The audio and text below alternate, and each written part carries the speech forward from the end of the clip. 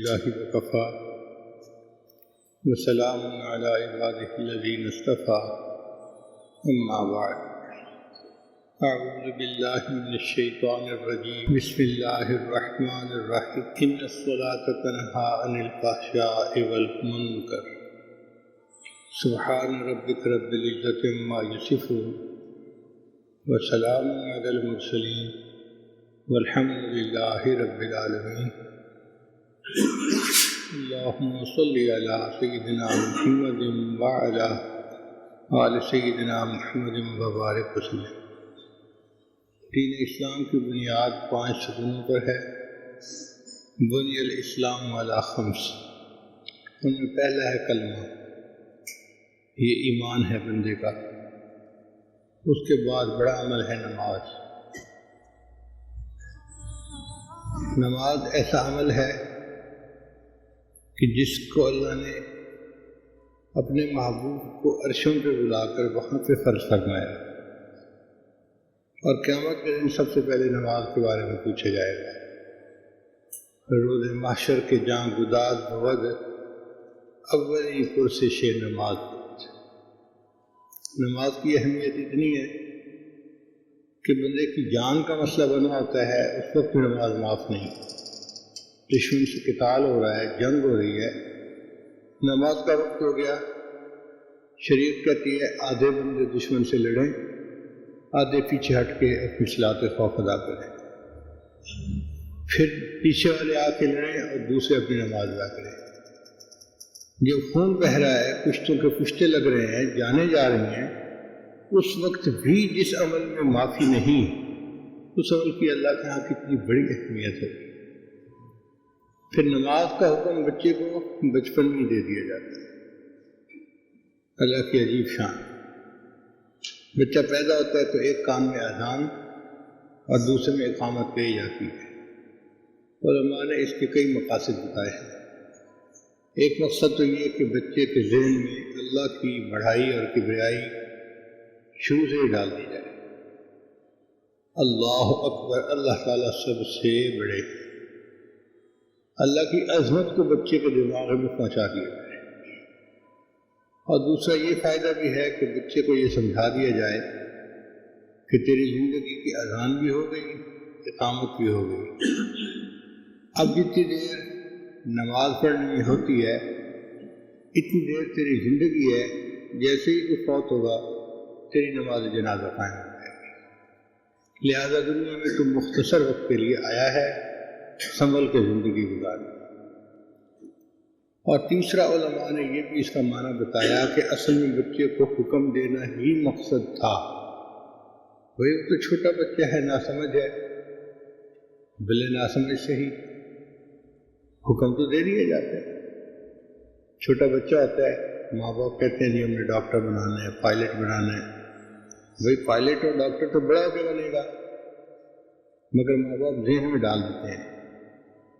اللہ تعالیٰ نے یہی حکم دیا کہ میرے بندے کے ذہن میں یہ ڈال دو کہ تم نے اپنے وقت کو بالغ ہونا ہے اور نماز تمہارے پر فرض ہوگی، لیکن بتا تمہیں ابھی نہیں۔ چنانچہ حضرت عیسیٰ علیہ السلام نے یہی تو کہا تھا کہ والسلام علیہ یوم ولدت و یوم اموت و یوم ابعث حیا، اور فرمایا کہ وأوصانی بالصلاۃ والزکاۃ، اور مجھے حکم دیا گیا ہے نماز کا اور زکوٰۃ ادا کرنے کا۔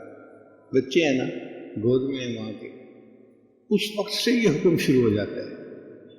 تو بچے کو بتا دیا جاتا ہے کہ تمہیں اپنی زندگی میں ایک اہم عبادت کرنی ہے جس کو نماز کہتے ہیں، لہذا تمہیں بتا رہے ہیں کہ اس کے لیے مینٹلی پریپیئر ہو جائے۔ اللہ کے حبیب صلی اللہ علیہ وسلم جب معراج پہ تشریف لے گئے تو کتابوں میں لکھا ہے کہ نبی اسلام کو اللہ کے سامنے حاضری نصیب ہوئی، اور یہ قرب اتنا قرب تھا کعبہ قوسین او ادنا، جیسے ایک کمان کے 2 سرے ہوتے ہیں کتنے قریب ہوتے ہیں، اتنا یا اس سے بھی تھوڑا، اتنا فاصلہ تھا۔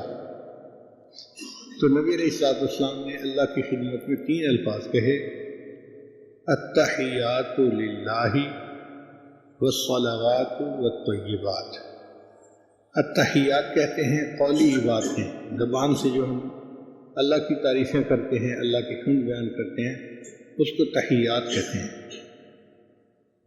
صلوات کہتے ہیں بدنی باتیں، جیسے نماز ہے، روزہ ہے۔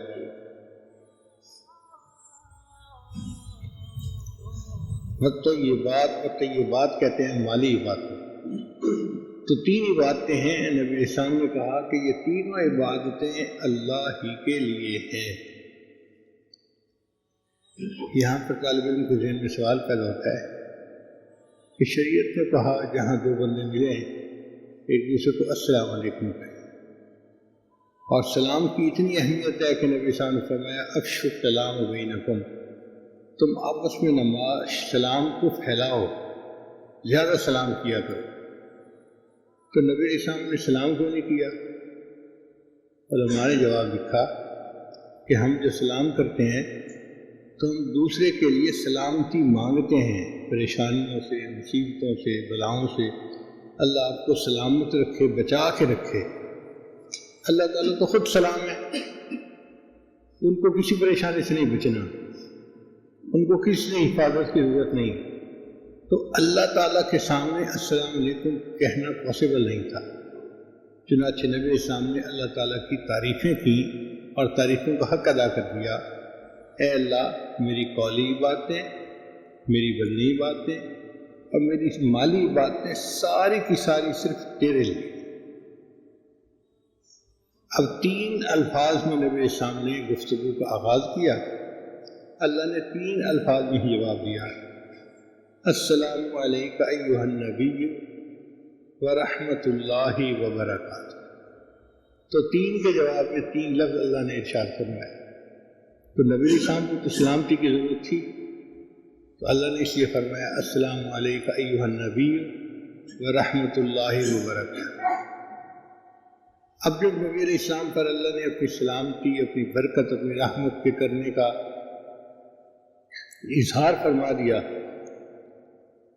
تو بعض حدیث میں آتا ہے کہ فرشتوں نے کہا، اور بعض حدیث میں آتا ہے کہ نبی اسلام نے اپنی امت کو یاد کیا اور یہ کہا کہ السلام علینا وعلی عباد اللہ الصالحین، تاکہ میری امت میں جو آنے والے نیک لوگ ہیں وہ بھی اس سلامتی میں اور برکت میں اور رحمت میں شریک ہو جائیں۔ چنانچہ یہ معراج کے وقت کی گفتگو تھی جس کو اللہ نے التحیات کے اندر پڑھنے کا حکم فرما دیا، اور اللہ نے نبی علیہ السلام پر 50 نمازیں امت کے لیے فرض فرما دیں۔ نبی علیہ السلام بڑے خوش، بڑا ہدیہ مل گیا، بڑا تحفہ مل گیا۔ جیسے کسی محبوب سے کوئی بڑی انتہائی قیمتی چیز مل جاتی ہے تو محب مزے میں ہوتا ہے کہ مجھے محبوب نے کیا دے دیا۔ نبی علیہ السلام کی یہ کیفیت۔ چنانچہ نبی علیہ السلام معراج کے بعد نیچے آسمانوں پر تشریف لائے۔ ایک آسمان پر حضرت موسیٰ علیہ السلام راستے میں بیٹھے انتظار کر رہے تھے۔ سوال یہ پیدا ہوتا ہے کہ 1,24,000 پیغمبروں کو نبی علیہ السلام نے بیت المقدس میں نماز پڑھائی تھی معراج پہ جانے سے پہلے، تو پھر ان میں سے حضرت موسیٰ علیہ السلام کیوں راستے میں آ کے بیٹھے؟ حضرت آدم علیہ السلام بیٹھ جاتے، ابراہیم علیہ السلام بیٹھ جاتے، اور بھی بڑے انبیاء تھے، اولو العزم رسول تھے۔ حضرت موسیٰ علیہ السلام کی تخصیص کیا ہے؟ علماء نے جواب دیا کہ یہ محبت کا معاملہ ہے۔ حضرت موسیٰ علیہ السلام اللہ کے کلیم تھے، وَكَلَّمَ اللَّهُ مُوسَىٰ تَكْلِيمًا، اللہ نے ان سے طور پر ہم کلامی فرمائی تھی۔ اور یہ جو ہم کلامی ہوتی ہے نا، یہ بندے کو مجبور کرتی ہے کہ محبوب کا دیدار کرے، ملاقات کرے۔ چنانچہ موسیٰ علیہ السلام جانتے تھے کہ اللہ تعالیٰ بہت بڑے ہیں اور یہ دیدار شاید دنیا میں پاسبل نہ ہو، مگر محبت میں ڈوبے ہوئے تھے، کہہ بیٹھے رب ارنی انظر الیک، اللہ میں آپ کو دیکھنا چاہتا ہوں۔ اللہ نے فرما دیا میرے پیارے موسیٰ علیہ السلام، تو مجھے نہیں دیکھ سکتا، آپ ذرا اس پہاڑ کو دیکھو، میں پہاڑ پر اپنی تجلی ڈالتا ہوں، اگر تم اس کو برداشت کر جاؤ گے تو پھر بات۔ جب اللہ نے پہاڑ پر تجلی ڈالی تو پہاڑ ریزہ ریزہ ہو گیا اور موسیٰ علیہ السلام بے ہوش ہو کے گر گئے۔ تو موسیٰ علیہ السلام اللہ کا دیدار نہیں کر سکے۔ اب ان کی حسرت تو پوری نہ ہوئی نا. آج موسیٰ علیہ السلام کو پتہ چلا کہ اللہ نے اپنے محبوب صلی اللہ علیہ وسلم کو اپنے دیدار کے لیے عرشوں پر بلایا ہے.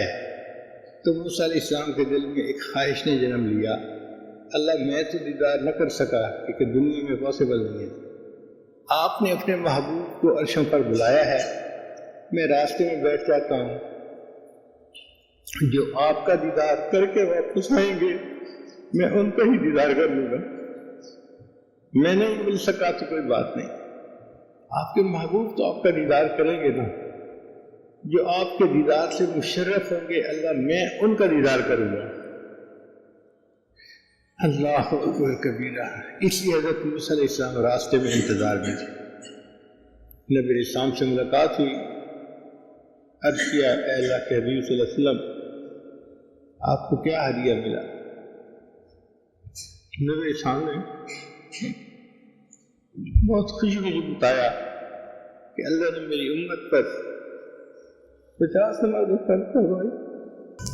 حضرت موسیٰ علیہ السلام نے عرض کیا اے اللہ کے حبیب صلی اللہ علیہ وسلم میری امت پر 2 نمازیں فرض تھیں اور ان کے لیے 2 نمازوں کا پڑھنا بھی مشکل تھا.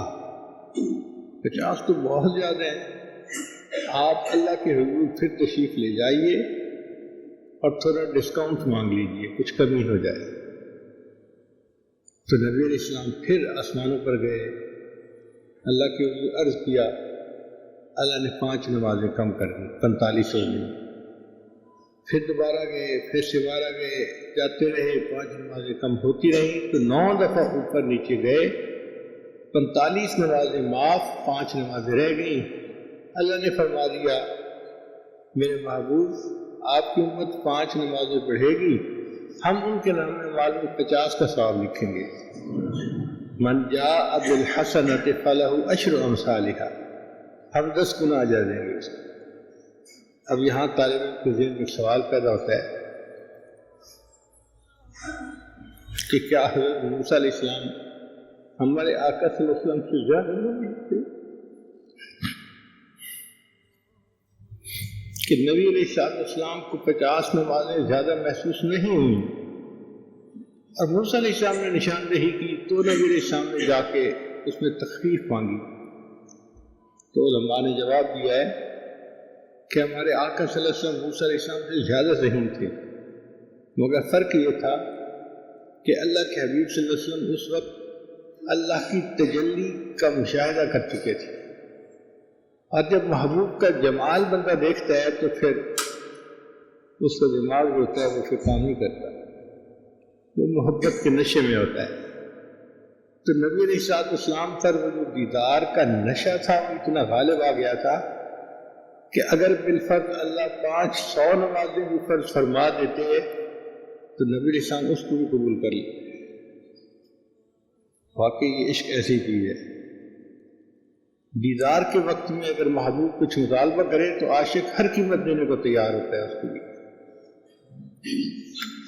اس دیدار کے نعمت کی وجہ سے محبوب کو یہ 50 نمازیں کچھ زیادہ لگی ہی نہیں. آپ تشریف لے آئے، پھر موسیٰ علیہ السلام کے بتانے پر 5 نمازیں کم ہوئیں، 5 نمازیں کم ہوئیں. تو طالب علم کے ذہن میں خیال آتا ہے یہ بھی کیا مسئلہ ہے بھائی، اگر اللہ نے 50 کو 5 بنانی تھی تو ایک ہی دفعہ میں کہہ دیتے اچھا بھائی میں 45 معاف کرتا ہوں، 5 پڑھ لینا، 50 کا ثواب ملے گا. یہ کیا مسئلہ ہے کہ بار بار آ رہے ہیں جا رہے ہیں، آ رہے ہیں جا رہے ہیں اور 5 نمازیں معاف ہوتی جا رہی ہیں. علماء نے اس کو بھی جواب دیا کہ اللہ تعالیٰ چاہتے تو ایک وقت میں ہی 45 نمازیں معاف کر سکتے تھے، مگر اللہ تعالیٰ نے چاہا کہ میرا محبوب بار بار میرے پاس آئے اور مجھے بھی اپنے محبوب کو اتنا قریب لانے کا موقع بار بار مل جائے.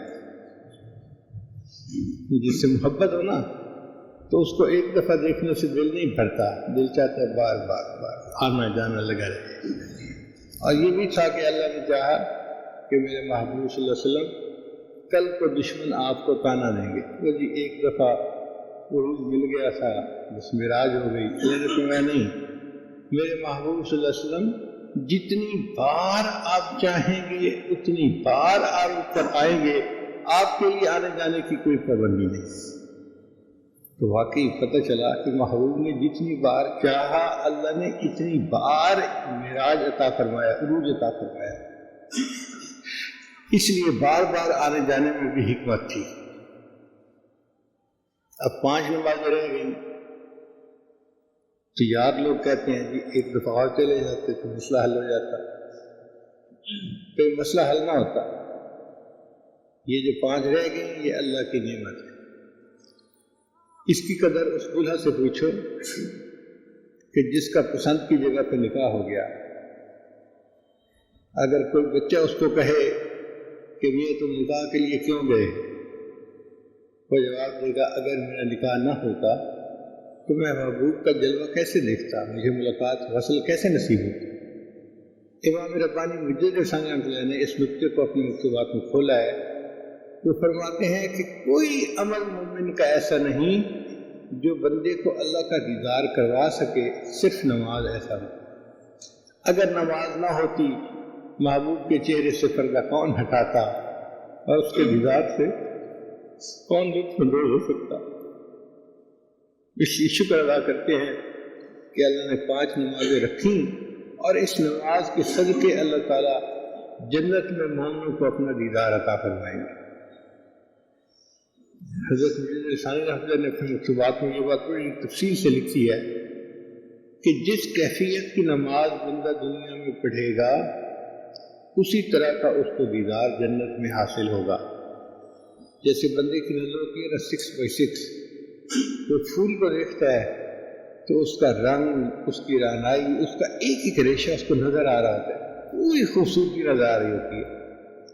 اور جس کی نظر تھوڑا کم ہوتی ہے اس کو پھول تو نظر آتا ہے لیکن وہ رعنائی نظر نہیں آتی. اور نظر کم ہو تو پھر پھول کا صرف سائز نظر آتا ہے، آگے رنگ کا بھی پتہ نہیں چلتا کہ رنگ کون سا تھا. اس کا بینائی کے ساتھ تعلق ہے. تو نماز میں جتنی یکسوئی ہوگی قیامت کے دن جنت میں بندے کی بینائی اسی قدر ہوگی اور اتنا ہی اس کو اللہ تعالیٰ کے دیدار کا پھر مزہ اور لطف آئے گا. بغیر کسی پردے کے وہ اللہ کا دیدار کرے گا. دنیا میں جتنے خیالات اس کو نماز میں آتے ہوں گے جنت میں دیدار تو ہوگا مگر اتنا ہی اللہ تعالیٰ کے چہرہ انور کے اوپر تجلیات آ جائیں گی، پردے آ جائیں گے، نورانی پردے آ جائیں گے. جیسے 70,000 پردوں میں اللہ نے تجلی فرمائی تھی. تو دلہن کو بغیر گھونگھٹ کے دیکھنا الگ نعمت ہے، گھونگھٹ کے باہر سے دیکھنا الگ نعمت ہے. اس لیے مومن کی یہ تمنا ہوتی ہے کہ ہمیں جنت میں اللہ کا دیدار بغیر کسی پردے کے نصیب ہو، ہم اللہ کے جمال کو براہ راست دیکھیں. جو ایسا چاہتا ہے اسے دنیا میں وساوس کے بغیر نماز پڑھنی پڑے گی. اس لیے نماز کو یکسوئی کے ساتھ پڑھنے کا حکم ہے کہ دنیا کا کوئی خیال اس کے ذہن میں نہ آئے. نبی السلام نے ارشاد فرمایا ان تعبد اللہ کأنک تراہ، تم دنیا میں اللہ کی عبادت ایسے کرو جیسے اللہ کو دیکھتے ہو. یہ مشاہدہ ہے.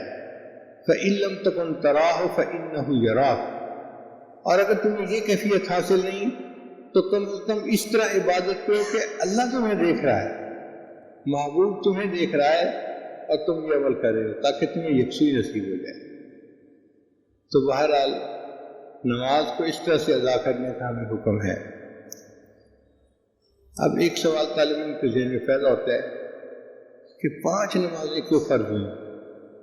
علماء نے اس کے مختلف جوابات دیے ہیں. پہلا جواب تو علماء نے یہ دیا ہے کہ ہر انسان کو اللہ نے حواس 5 عطا فرمائے ہیں، 5 حصے جن کی مدد سے ہم زندگی گزارتے ہیں: دیکھنا، بولنا، سننا، چکھنا، سونگنا اور چھونا. یہ طالب علم پرائمری اسکول کے جو ہوتے ہیں ان کو پڑھائی جاتی ہیں کہ یہ 5 حواس ہر بندے کو اللہ نے عطا کیے ہیں. تو اللہ نے چونکہ 5 بنیادی حواس عطا فرمائے، ان کے شکریہ کے طور پہ اللہ نے 5 نمازیں بھی ادا فرمائیں جو 5 نمازیں پڑھے گا وہ اپنے دیے ہوئے جو حواس کی نعمت ہے ان کا شکر اللہ کے سامنے ادا کرنے والا بن جائے۔ بعض علماء نے جواب دیا کہ 5 ضرورتیں بنیادی ہوتی ہیں۔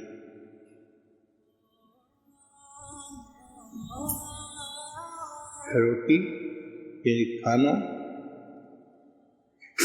کپڑا، مکان، بیوی اور سواری۔ اور جس بندے کو یہ 5 نعمتیں حاصل ہونا وہ بادشاہ ہوتا ہے۔ چنانچہ قرآن مجید میں اللہ تعالیٰ نے بنی اسرائیل والوں کو حکم دیا وَجَعَلَكُمْ أَنْبِيَاءَ وَجَعَلَكُمْ مُلُوكًا، اے بنی اسرائیل والو، ہم نے تمہارے اندر انبیاء کو بھی بھیجا اور تمہیں بادشاہ بنایا۔ تو ملوکہ کی تفسیر میں مفسرین نے لکھا ہے کہ جس بندے کے پاس 5 نعمتیں ہوں وہ بادشاہ ہوتا ہے۔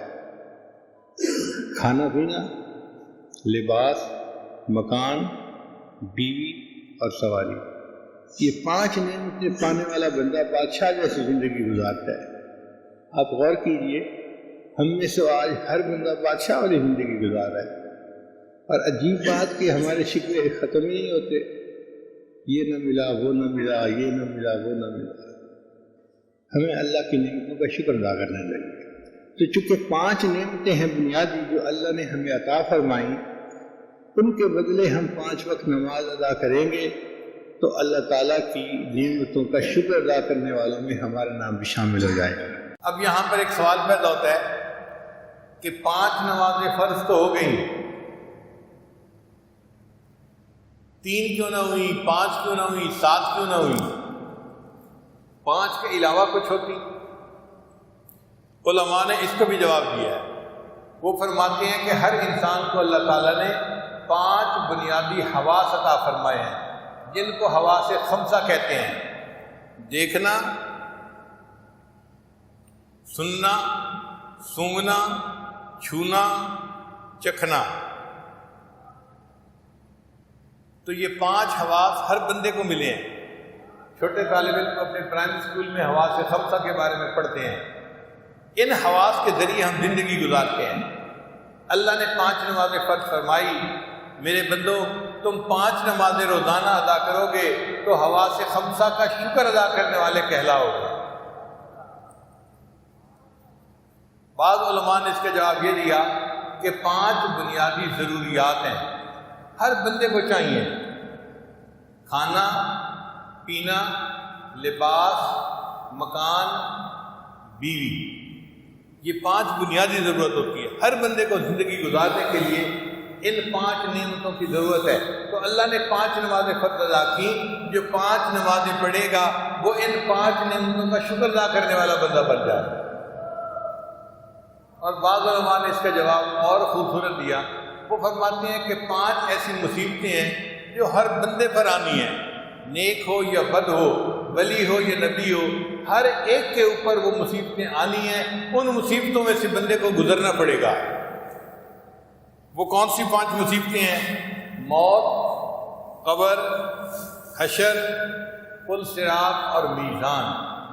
یہ 5 ایسے کیفیات ہیں، ان میں سے ہر بندے کو گزرنا پڑے گا۔ تو اللہ نے 5 نمازیں فرض فرمائی، میرے بندو تم 5 نمازیں پڑھو گے، میں تمہارے لیے ان 5 مصیبتوں سے نکلنا آسان کر دوں گا۔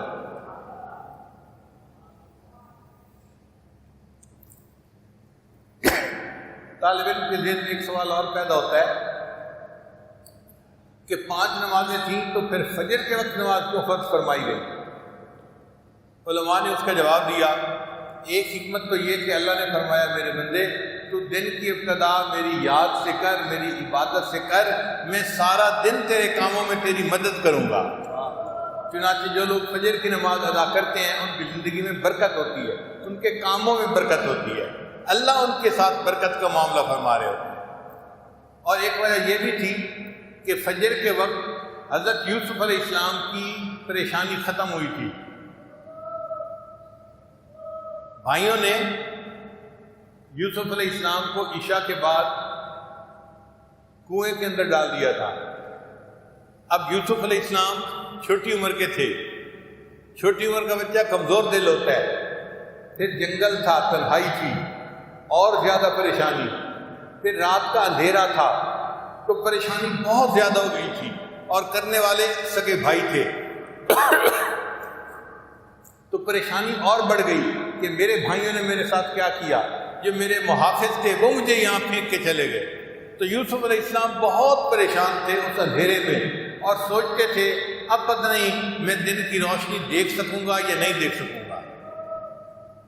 پریشانی میں وہ وقت گزرا، ساری رات گزر گئی، حتیٰ کہ صبح سحری کا وقت شروع ہو گیا، صبح صادق کا وقت جس کو کہتے ہیں. تو کنویں کے اندر تھوڑی سی روشنی آئی تو یوسف علیہ السلام کو امید لگ گئی کہ نہیں، اندھیرا ختم بھی ہو سکتا ہے اور دوبارہ روشنی بھی میں دیکھ سکتا ہوں.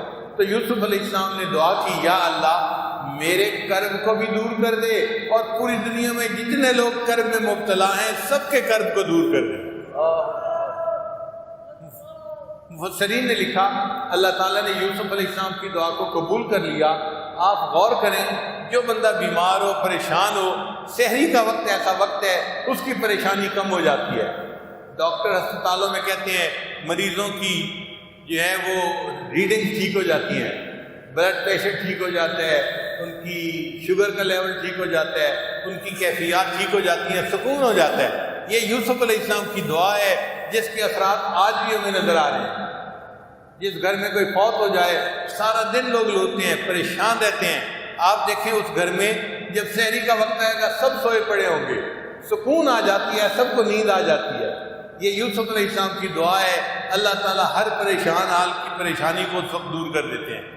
چنانچہ رب کریم نے ارشاد فرمایا کہ اے میرے بندو، جیسے یوسف علیہ السلام نے دعا مانگی تھی، تم بھی سحری کے بعد جب نماز ادا کرو گے میں تمہاری زندگی سے کرب اور پریشانیوں کو بھی دور کر دوں گا. تمہارے غموں کی جو تاریک رات ہے ختم ہو جائے گی، اور اللہ تعالیٰ خوشیوں کا اجالا پھر تمہیں دکھا دیں گے. پھر ظہر کی نماز سورج ڈھلنے پر ادا کی گئی. اس میں کیا حکمت ہے؟ ایک حکمت تو یہ کہ میرے بندو، تم اس دھوپ کے وقت میں اپنے اللہ کی عبادت کرو گے، میں اس کے بدلے قیامت کے دن کی دھوپ سے تمہیں امن عطا فرماؤں گا. اور دوسری حکمت یہ تھی کہ اللہ نے فرمایا میرے بندو، دنیا میں چڑھتے سورج کی پوجا کرنے والے تو بڑے ہوتے ہیں، تم دکھا دو کہ تم سورج کی پرستش نہیں کرتے. جب وہ ڈھلنا شروع ہوگا تم اپنے رب کی عبادت کر کے بتا دو ہم مواحد ہیں، ہمارا شرک کے ساتھ کوئی تعلق نہیں ہے. پھر عصر کی نماز اللہ نے کیوں فرض فرمائی؟ کہ ہر انسان کے ساتھ دو فرشتے ہیں، ان کو کرامن کاتبین کہتے ہیں. وہ انسان کے نیک اور بد اعمال کو لکھتے ہیں، ریکارڈ بناتے ہیں. وہ صبح کے وقت آتے ہیں اور عصر تک ان کی ڈیوٹی ہوتی ہے، 12 گھنٹے کی سمجھ لیں. اور پھر عصر کے وقت دوسرے فرشتے بھی آ جاتے ہیں تو ڈے شفٹ ختم ہو گئی اور نائٹ شفٹ شروع ہو گئی. پھر دوسرے فرشتے ساری رات رہتے ہیں اگلے دن فجر تک. تو عصر کا وقت وہ وقت ہے جس وقت چاروں فرشتے ایک وقت میں اکٹھے ہوتے ہیں. اللہ نے نماز فرض فرمائی، میرے بندو تم عصر کی نماز ادا کرو گے، تمہاری نماز پڑھنے پر زیادہ فرشتے گواہی دیں گے، میرے لیے تمہیں بخش دینا آسان ہو جائے گا.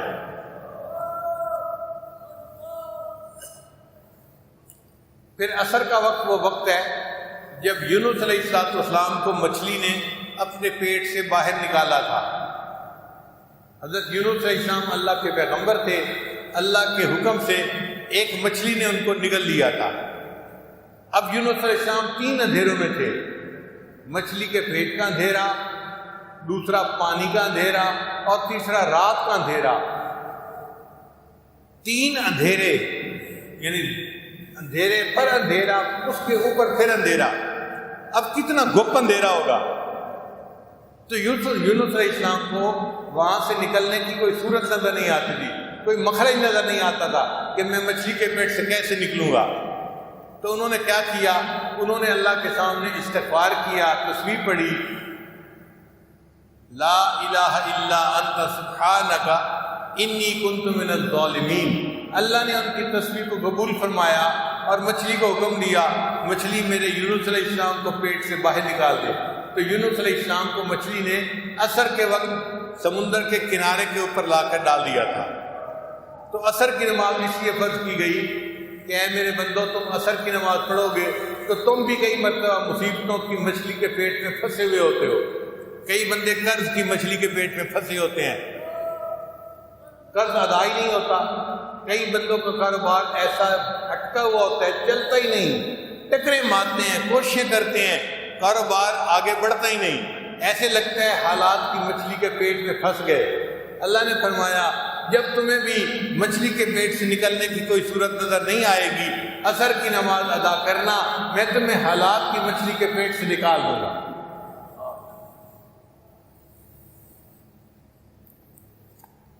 پھر مغرب کی نماز اللہ نے اس لیے فرض فرمائی, اس میں حکمت علماء نے لکھی کہ اے میرے بندے تم نے سارا دن گزارا, کاروبار کیا, لوگوں سے ملے جلے, تم سے آنکھ نے خطا کی, زبان نے خطا کی, غیبت ہوئی, جھوٹ بولے, بہت سارے گناہ ہو گئے. اب اگر تم مغرب وقت نماز ادا کرو گے تو پورے دن میں تم نے جتنے بھی گناہ کیے ہوں گے میں اس مغرب کی نماز کے بدلے تمہارے سارے دن کے گناہوں کو معاف فرما دوں گا. اس لیے مغرب کی نماز کے وقت انسان پورے دن کے گناہوں سے گویا تو طائب ہو جاتا ہے. پھر عشاء کی نماز اللہ رب العزت نے اس امت پر فرض فرمائی. باقی امتوں پہ باقی نمازیں تو فرض ہوئیں, عشاء کی نماز کسی امت پر فرض نہیں ہوئی. یہ امت محمدیہ کی خصوصیت ہے, اللہ نے ان کو عشاء کی نماز بھی عطا فرما دی. اس میں حکمت کیا تھی؟ علماء نے لکھا حکمت یہ تھی کہ نبی علیہ السلام کو معراج عشاء کی نماز کے بعد عطا ہوا تھا. اللہ نے فرمایا میرے محبوب آپ نے عشاء کی نماز ادا کی اور آپ کو میں نے معراج عطا فرما دیا. آپ کی امت عشاء کی نماز ادا کرے گی, میں ان کو روحانی معراج عطا فرما دوں گا.